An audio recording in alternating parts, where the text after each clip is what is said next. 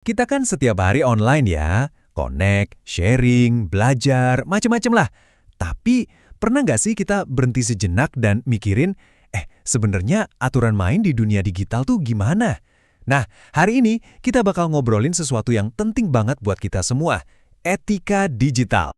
Pasti sering lihat kan, kata-kata kayak privasi, kredibilitas, sama tanggung jawab, seliburan di mana-mana.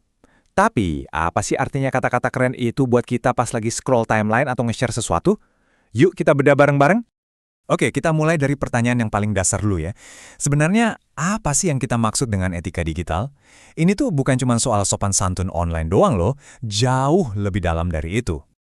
Nah, biar gampang ngertinya, kita bakal pecah konsep gede ini jadi 3 pilar utama. Anggap aja 3 pilar ini pondasi yang ngebangun cara kita bersikap yang benar di dunia maya. Gini deh, anggap aja 3 ide ini tuh kayak kompas buat kita. Panduan simpel yang bantu kita ngambil keputusan yang lebih baik, mulai dari sekedar ngepost status sampai interaksi yang rumit. Yuk, kita dalemin satu-satu. Pilar pertama, privasi. Gampangnya, ini soal kendali kamu atas data pribadimu. Siapa yang boleh lihat fotomu, siapa yang bisa baca postinganmu, dan data apa aja yang kamu kasih ke aplikasi atau website.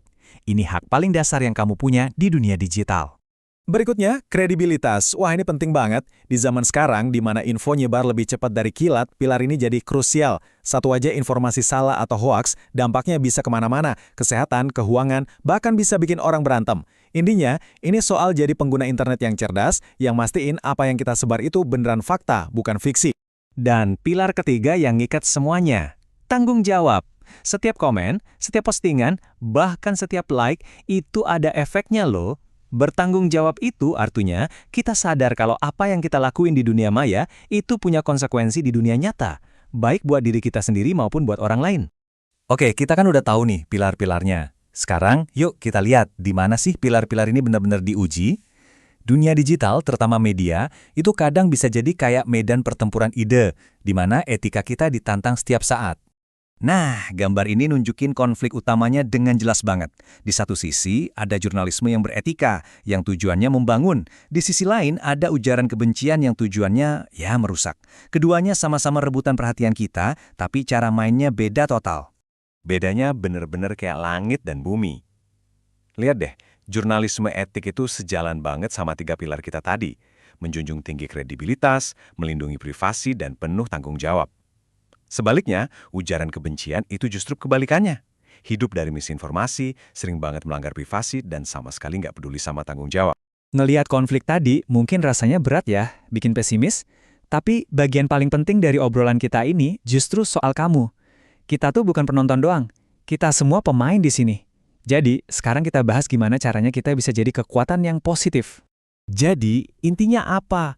Kamu itu punya kekuatan, beneran loh, lebih dari yang kamu kira. Setiap klik, setiap share, setiap komen, itu semua adalah pilihan. Suara yang kamu kasih.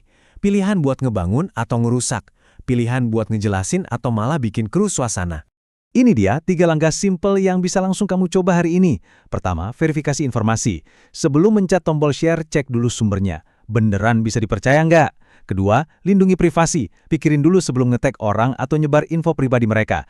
Dan ketiga, unggah dengan bertanggung jawab. Coba tanya ke diri sendiri, kata-kata gue ini ngebantu atau nyakitin ya?